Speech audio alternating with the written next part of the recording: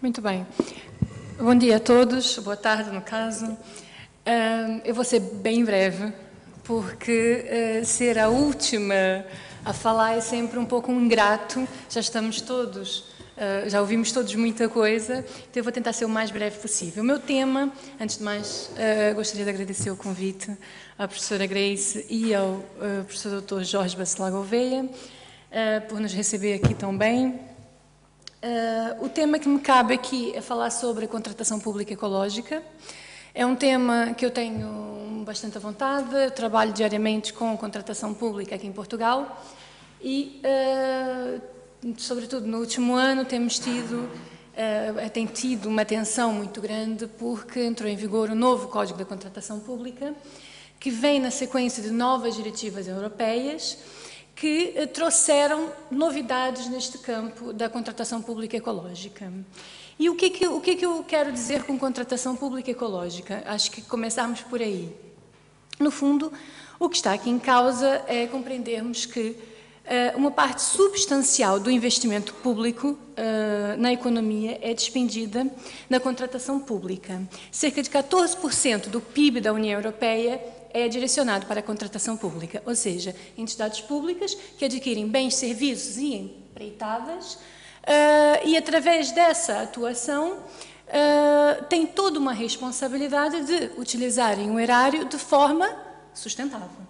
Até porque a União Europeia, neste momento, está na linha da frente de metas ambientais, metas de sustentabilidade. Então, é importante que consigamos conciliar a questão da sustentabilidade ambiental, e aqui vou restringir a sustentabilidade ambiental, poderíamos falar dentro da sustentabilidade de outras matérias que também foram pensadas na contratação pública, mas eu vou me restringir aqui à questão ambiental.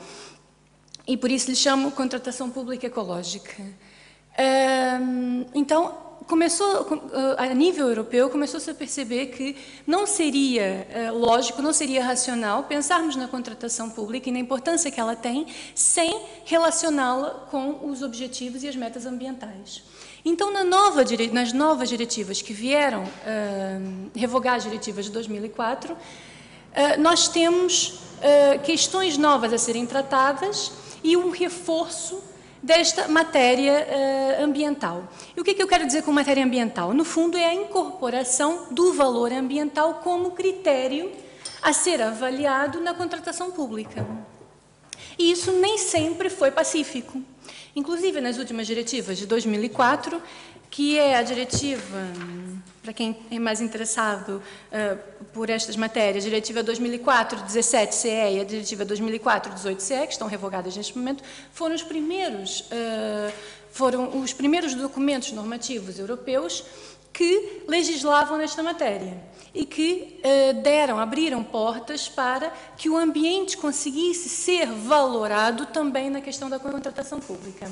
As novas diretivas de 2014 vêm, na sequência até da implementação das diretivas antigas, elas vêm trazer aqui um reforço deste incentivo. Então, o que eu pensei em fazer aqui hoje? Eu vou fazer só um apanhado, com base no nosso Código da Contratação Pública, dos momentos chaves onde o valor ambiental deve ser analisado quando eu estou a pensar numa contratação pública. E atenção, quando eu falo em contratação pública, falo em concurso público, eu fui advertida ali por uma colega minha que é licitação, no fundo, é o que eu estou a falar. São 30 anos aqui, alguns conceitos eu já a minha escolaridade foi toda aqui, então esses conceitos jurídicos eu tenho aqui presente o português. Mas fui ali advertida por uma colega minha que era a licitação. Então, para vocês terem em consideração, o que eu estou aqui a falar no fundo é a licitação e algumas outras questões relacionadas que depois eu vou explicar. Então, o que acontece? No nosso Código da Contratação Pública, que no fundo é a regra base que diz como é que as entidades públicas devem contratar, que regras, que princípios, quais são os procedimentos, há a licitação que é o principal, que aqui chama-se concurso público, mas há outras. E essas outras é que muitas vezes criam um problema, por quê? Porque são menos concorrenciais. E a União Europeia, neste momento, pretende que a maior parte da contratação, ou melhor, a regra na contratação pública seja por concurso público. Por quê? Porque é transparente, porque é concorrencial. Então, há todo um conjunto de normas que vem basear aqui a atuação nesta matéria. Então, qual foi a minha ideia? Pensar aqui em vários momentos desta contratação pública, onde é necessário pensarmos no fator ambiental. A nível da doutrina, vocês vão encontrar várias posições, vários autores que falam de momentos diferentes. Eu baseei-me um pouco na minha prática do escritório, quando um cliente chega e pede para elaborarmos um procedimento concursal, e fui pensando aqui em alguns momentos que são cruciais. Então, no fundo, eu defini aqui 5 momentos que são aqui muito relevantes, e claro que eles interligam-se entre si, como vocês vão ver. O primeiro momento de todos é a definição do objeto do contrato. Ora, esse é aquele momento em que vocês se sentam com o cliente e que perguntam o que vocês querem contratar. Ele ainda não sabe muito bem o que pode pôr ou não nos documentos do concurso, mas ele sabe que quer contratar um bloco de folhas recicláveis, por exemplo. Isso é a definição geral. E logo aqui a questão ambiental pode começar a limitar o objeto. Isso vai ser importante por quê? Porque no anúncio do concurso, no anúncio do procedimento concursal, peço desculpa, que é público e que é publicado no Diário Oficial, este anúncio vai estar estipulado os elementos essenciais do concurso. Um deles, o objeto. Então, logo à partida, a primeira questão que nós temos que levar em consideração a questão ambiental, a ter uma questão ambiental, é na definição do objeto. Eu, por exemplo, rapidamente, quem tiver interesse, há um site que chama-se que o endereço é www.base.gov, que é o site da contratação pública. Então, vocês conseguem entrar lá e conseguem ver as entidades, quem é que contratou com quem, qual é que é os contratos que estão, os valores dos contratos, aquela transparência que eu vos dizia há pouco. Então, numa pesquisa rápida, eu consegui encontrar aqui, no objeto do contrato, aquisição do papel de fotocópia e papel reciclado, fornecimento de instalação de uma vedação em plástico reciclado, consumíveis de impressão reciclados, e daí por diante. Apresentam as entidades e tudo mais, e os detalhes. Ora, definido o objeto do procedimento, o momento seguinte é escolher exatamente o tipo de procedimento, que era aquilo que eu vos dizia há pouco. Há vários. A regra, vamos assim dizer, é o concurso público, mas existem outros. E um dos que levanta aqui muita celeuma em Portugal é o ajuste direto. E a consulta prévia, que agora veio no último código. O que é este ajuste direto? É aquele meio não concorrencial, onde determinada empresa convida a empresa A, ou a pessoa A, para apresentar uma proposta para determinada aquisição de bens, serviços ou empreitada. Acontece que, e isso é um caso de ajuste direto, quando é consulta prévia tem que ser a 3 entidades, mas no mesmo esquema não concorrencial. E aqui é que levanta maior problema. Por quê?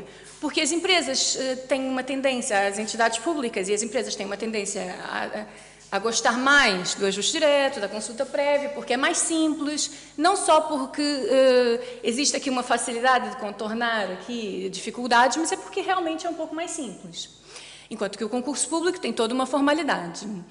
Mas a questão que sempre se colocou era até que ponto a questão ambiental e as questões técnicas ambientais podem justificar a escolha do ajuste direto. Por quê? Porque o ajuste direto pode ser escolhido por 2 razões. Pelo valor, tem um teto estabelecido na lei, e pela questão material. E até que ponto a questão ambiental poderia ser levada em consideração aqui para a escolha do tipo de procedimento como ajuste direto. Muito bem, o Tribunal de Justiça da União Europeia, numa decisão de 2003, vem decidir quanto a este assunto e vem dizer que sim, que é possível, desde que, claro, isto não seja uma forma de discriminação encoberta. Então, vocês veem que 2004 vem na sequência as diretivas de 2003, vem na sequência as diretivas de 2004 e agora nas diretivas de 2014, já com a implementação destas decisões do Tribunal de Justiça da União Europeia, nós realmente temos a possibilidade de utilizar procedimentos de ajuste direto e de consulta prévia quando questões ambientais assim o justificam. Por outro lado, o novo Código da Contratação Pública português vem trazer uma nova figura, que é parceria para a inovação. Eu não me recordo exatamente, mas houve um palestrante antes aqui de mim que falou da questão da inovação, que era muito importante fomentarmos, eu escrevi aqui o nome, mas já me escapou, que era muito importante fomentar a inovação nesta questão ambiental. Então, no novo Código da Contratação Pública existe aqui um procedimento específico criado para isto. Chama-se Parceria para a Inovação, é novo, entrou em vigor com a última alteração ao Código da Contratação Pública e que visa exatamente dar margem de manobra a este tipo de produtos que precisa o quê? Precisa ser desenvolvido e precisa que haja aqui um fomento neste tipo de atividades. Posto isto, temos aqui a qualificação dos concorrentes. No momento da qualificação dos concorrentes, também pode ser importante pensarmos na questão ambiental. Por quê? Porque eu, por exemplo, posso querer que eles tenham certificados ambientais. E isso é permitido aqui, através da contratação pública, se eu utilizar, por exemplo, um concurso com prévia qualificação. É possível que eu solicite que eles apresentem certificados que comprovem determinadas capacidades ambientais para que, somente comprovadas estas capacidades, eles consigam passar para uma fase posterior de apresentação de proposta. Então, vocês estão a ver que o ambiente consegue ser levado em consideração aqui no decurso do procedimento. A seguir, nós temos a elaboração dos documentos do procedimento, que é crucial, no fundo, porque os documentos do procedimento, que no fundo estamos a falar do caderno de encargos e do documento que vai constar todas as cláusulas legais do concurso, nestes dois documentos nós vamos precisar o quê? Nós vamos precisar de estabelecer bem quais são as especificações técnicas ambientais. Por quê? Porque se não estiverem bem estabelecidas no caderno de encargo, podem ser impugnadas, por exemplo, pelo segundo concorrente, como aconteceu num caso famoso que foi discutido no Tribunal de Justiça da União Europeia, relativamente a uma situação onde havia uma questão de contratação pública e um dos fatores era um limite de emissões. E o segundo concorrente impugnou a decisão e veio dizer que somente o primeiro candidato conseguia fornecer bens com aquele limite de emissões solicitado pela entidade e que isto seria uma forma de discriminação. Ora, o Tribunal de Justiça da União Europeia, numa decisão de 2002, veio dizer que não, que o fator estava bem especificado, estava objetivo, estava nos cadernos de encargos, ou seja, era de conhecimento, e que o fato de termos uma única empresa que consegue realizar, até porque não era o único fator de valoração, havia outros, não implica que haja aqui uma discriminação. Então, o que o Tribunal de Justiça vem apenas colocar é alguns limites. E esses limites, é interessante verificar que eles depois são incorporados agora na nova versão do Código, que nos diz o seguinte.